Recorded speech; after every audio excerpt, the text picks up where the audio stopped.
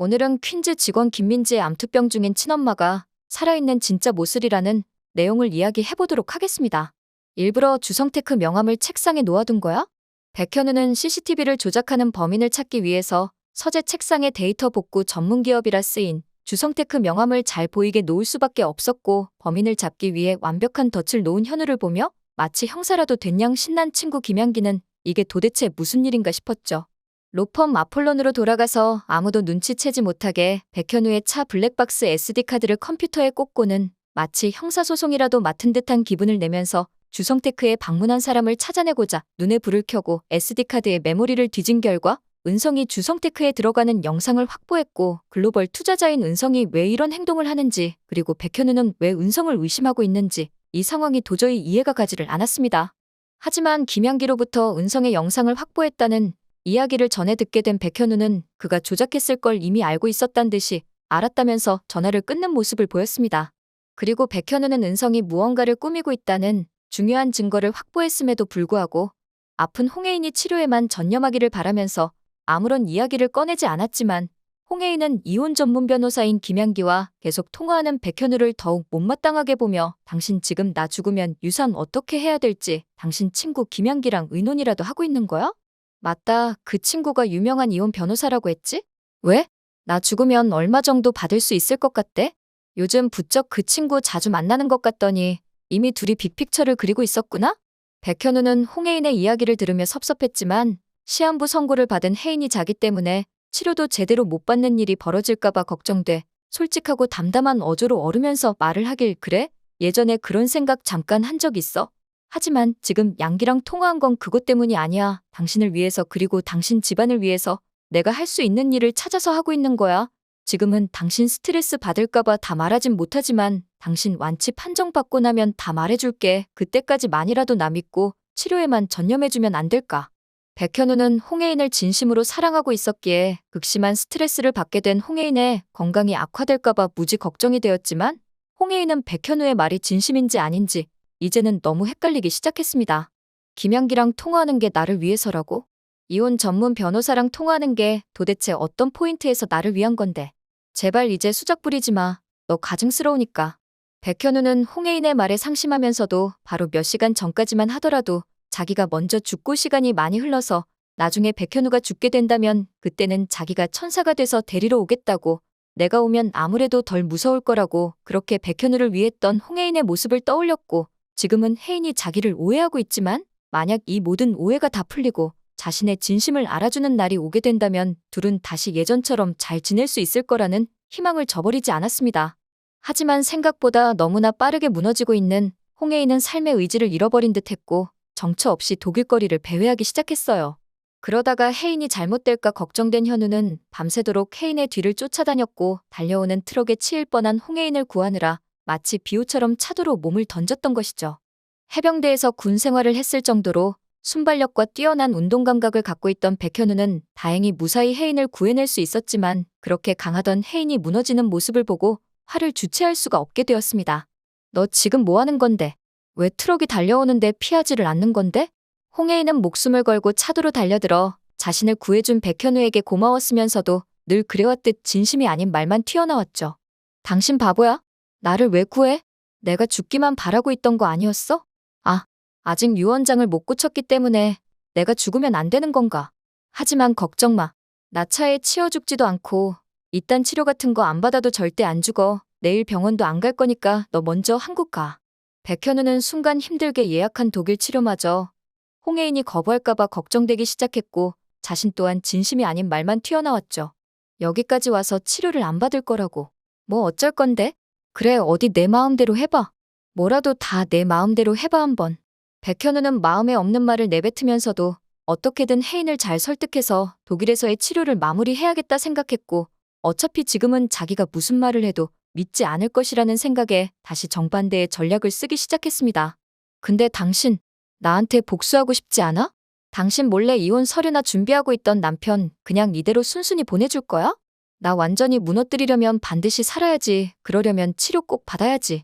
백현우는 치료를 거부하려는 홍혜인을 이끌고 날이 밝는 대로 독일 암센터 연구소로 향했고, 그곳에서 혜인이 나머지 치료를 무사히 받게 했죠. 그렇게 한국으로 돌아온 백현우와 홍혜인은 공항에 도착하자마자 홍만대의 부름을 받고 가족회의에 소집되고야 말았습니다. 그나마 퀸즈가에서 제 정신을 갖고 있는 홍범준만이 아버지를 도청한 건 참을 수 있지만 딸 홍혜인과의 이혼 서류는 도대체 무엇이냐고 일의 경중을 논하며 백현우에게 따져 묻자 홍만대가 버럭 소리를 지르면서 그걸 왜 참냐고 화를 내기 시작했고 돌아가는 상황이 마음에 든 가증스런 모슬이가 미소를 지어 보이며 말하길 백서방도 무슨 사정이 있겠죠. 일단 차분히 이야기를 들어보도록 하세요. 백현우는 그동안 늘 퀸즈가에서 참고만 살았던 모슬이의 정체를 의아하게 여기고 있으면서도 그녀의 정체를 밝혀볼 생각은 하지 않았지만 지난번 무당이 이야기해 주었다면서 홍만대를 사냥터에서 사냥하지 못하게 만든 일을 곰곰이 여러 방향으로 되짚어보면서 모슬이가 이번 사냥터 사건의 주동자라는 걸 이미 눈치챌 수가 있었고 그렇게 의심이 확신이 된 순간 모슬이의 정체를 캐보기 시작한 뒤였습니다. 그녀가 이미 죽은 오순영이고 진짜 모슬이는 실종된 상태라는 걸 알게 된 백현우는 가짜 모슬이의 정체를 밝혀내기 위해선 진짜 모슬이를 찾아내야 한다고 생각했고 이미 사람을 시켜서 진짜 모슬이의 행방을 찾았죠. 원래 자신의 뒤를 밟았던 고규필과 임철수에게 그 임무를 맡겼고 3년 동안 백현우의 뒤를 팠지만 백현우가 진짜 믿을 만한 사람이라는 것을 누구보다도 잘 알게 되고만 고규필과 임철수는 퀸즈가를 위해서 진짜 모슬이의 행방을 찾으라는 백현우의 지령을 책임과 믿게 수행하고 있었습니다. 임철수는 한국에 돌아온 백현우에게 전화를 걸어 왜 이제야 한국에 온 것이냐고 진짜 모슬이의 정체를 찾아냈다면서 흥분하면서 백현우에게 말을 하길 진짜 모슬이 씨 죽지 않고 살아있었어요.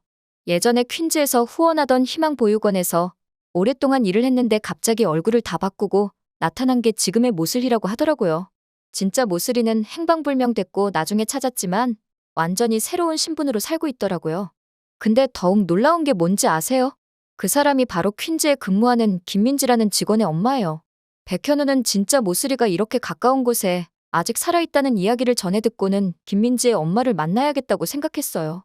그리고 자연스럽게 직원 김민지의 엄마를 찾아갈 수 있는 방법을 생각하다가 아내 홍혜인이 직원 가족들의 암 치료비를 지원하고 있다는 놀라운 사실을 알게 되었죠. 과거 수익이 나지 않는 점포는 초기 투자 비용이 막대했던 크지 않았던 신경 쓰지 않고 무조건 내쫓으라고 말할 정도로 냉혈한이었던 홍혜인이 직원 가족들의 암 치료비를 지원했다는 충격적인 이야기를 전해 듣게 된 백현우는 홍혜인의 인간적인 면에 감동했으면서도 이런 일로 시간을 끌 여유조차 없었습니다. 김민지 직원 어머님께 꽃다발 하나 보내세요. 제 이름으로 먼저 보내시고 제가 기회가 되면 찾아뵙겠다고 메모 남겨주시고요. 백현우의 말을 들은 비서는 병원에서 치료 중인 김민지의 어머니에게 꽃다발을 보냈고 감사팀까지 동원해서 백현우를 감시하고 있던 홍혜인의 귀에까지 들어가게 되었습니다.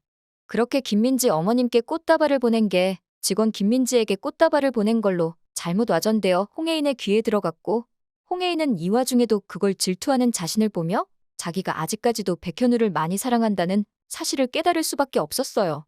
그리고 며칠 후 홍혜인은 독일 센터장로부터 백혈구 수치가 상당히 높기 때문에 치료를 지속해보자는 희망찬 메일을 받았고 치료 일정을 잡기 위해 센터장에게 전화하죠. 독일 센터장은 들뜬 목소리로 이야기를 하길 미시즈 홍, 진짜 축하드립니다. 다음 단계 치료만 무사히 넘기게 된다면 완치될 가능성도 매우 큽니다. 당신의 부군 백현우 씨가 날 찾아오지 않았다면 치료를 시작해보지도 않았을 텐데 백현우 씨가 나와 당신 모두에게 럭키가이군요. 홍혜인은 이때까지만 해도 지금 무슨 소리인지 완전히 이해하지 못하는 모습이었고 독일 소장은 그제야 백현우가 자기를 찾아와 약정서 첫 문장인 본 협약은 치료에 대한 홍혜인의 감사의 표시로 체결되었다란 걸 지적하고 100만 불의 연구비는 치료에 대한 감사의 대가인데 치료를 시도조차 하지 않는 건 기망에 해당하며 이로 인해 금전 이득을 취득한 것은 사기므로 법원에 고소장을 제출하겠다고 말을 했고 독일 센터장이 백현우의 논리적인 말을 듣고는 결국 마음을 바꿔먹었단 진실을 알게 됐는데요. 독일 센터장은 피식 웃으며 덧붙이길 그런데 당신 남편이란 사람 얼마나 떨던지 겉으로는 당당하고 기백 있게 말했지만 입술도 다 갈라지고 손도 가만두지 못하고 매우 긴장한 상태더라고요. 미시종 당신 살리겠다고 어찌나 노력을 하던지 많은 암 환우 가족들을 보아왔지만 백현우 씨처럼 절박한 사람 못 봤습니다. 그는 당신을 매우 많이 사랑하는 것 같아요. 미시즈 홍, 당신 남편 복이 아주 많네요. 홍혜인은 독일 소장의 말을 듣고 나서야 자기를 진심으로 사랑하고 있다는 현우의 말이 진심임을 깨닫게 되었고 감사부에게 시켜 백현우를 탈탈 털어 망하게 만들려고 했던 자신의 행동을 후회하게 되었습니다. 자기가 진짜 죽기를 바라고 있었더라면 혹은 자기와 정말로 이혼하기 원했더라면 독일 소장과 그런 무리수를 두어가면서까지 맞붙을 일은 결코 없었을 테니까요. 그렇게 현우에 대한 마음을 회복한 홍혜인은 현우에게 다시 한번 다가가서 잘해보고 싶었고, 백현우 또한 오해를 풀은 홍혜인에게 자기가 알게 된 모든 진실을 털어놓게 되었죠. 그렇게 모슬이와 은성 패거리가 희망보육원에서 만나 아주 오랜 시절부터 퀸즈를 노리고 있었다는 사실과 직원 김민지의 어머니가 진짜 모슬이라는 충격적인 사실까지 홍혜인은 알게 되었죠. 과거 경제적 어려움을 겪었던 진짜 모슬이는 자신의 신분을 가짜 모슬이에게 팔았고 그동안 다른 신분으로 살아왔던 건데요. 도대체 자신의 신분으로 무얼 하려는 건지 멀리서 가짜 모슬이를 지켜보던 그녀는 퀸즈가에서 홍만대의 부인이 죽고 의문의 보트 전복 사고가 발생하여 손자 수환이 죽었다는 소식까지 접하면서 이게 혹시 가짜 모슬이가 벌인 일일까 싶어 양심의 가책을 느끼고 있는 상황이었습니다. 그렇게 암 진단을 받고 얼마 살지 못한다는 충격적인 의사의 선고까지 받은 그녀는 죽기 전에 자기가 신분을 팔았다는 사실을 고백해야 하나 고민하는 상황이었죠. 게다가 자기의 암 치료비를 지원해주고 자기 딸이 진상 고객에게 괴롭힘을 당할 때 진심으로 보호해주었던 퀸즈의 사장 홍혜인이 가짜 모슬이의 계략에 의해 멧돼지에 치여 죽을 뻔했다는 사실까지 알게 되자마자 도저히 이대로 함구하고 죽기에는 양심의 가책을 느낄 수밖에 없었습니다.